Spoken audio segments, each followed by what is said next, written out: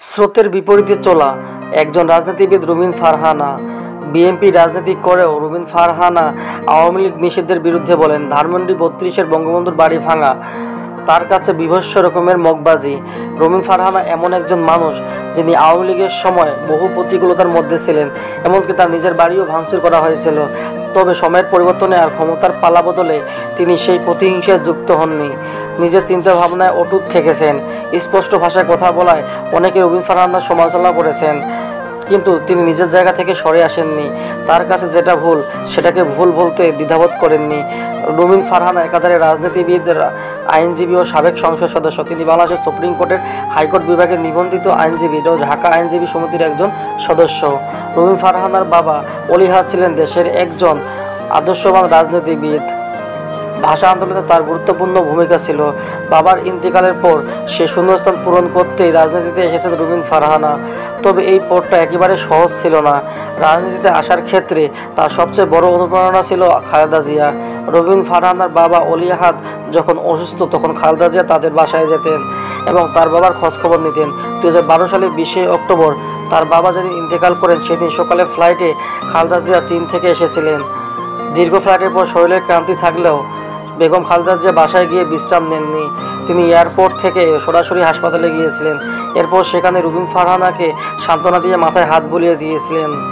রুমিন ফারহানার ভাষ্যমতে, বেগম জিয়া যখন তার মাথায় হাত দিয়ে সান্ত্বনা জানিয়েছিলেন তখনই তার প্রতি একটা ঋণের তৈরি হয়ে যায়। তারপর থেকে তিনি সর্বোচ্চ দিয়ে চেষ্টা করেছেন ঋণ পরিশোধের। তার বাবার বিদায়ের 1 বছর পর বেগম খালেদা জিয়া কোনো কিছু না জানিয়ে তাকে ফরেন অ্যাফেয়ার্সের টিমের মেম্বার করেন। এই টিমের মেম্বারদের অনেকেই ছিলেন তার বাবার বন্ধু।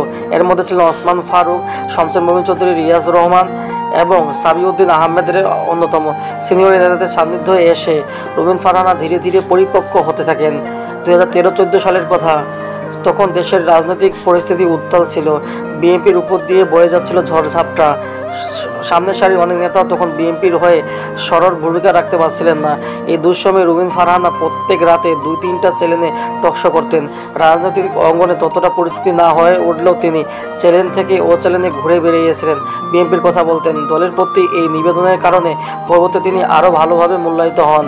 একাদশ জাতীয় সংসদ নির্বাচনে সংরক্ষিত নারী আসনে বিএনপি থেকে তাকে মনোনয়ন দেওয়া হয়। এরপর তিনি বিনা প্রতিদ্বন্দ্বিতায় প্রথমবারের মতো সংসদ সদস্য নির্বাচিত হয়।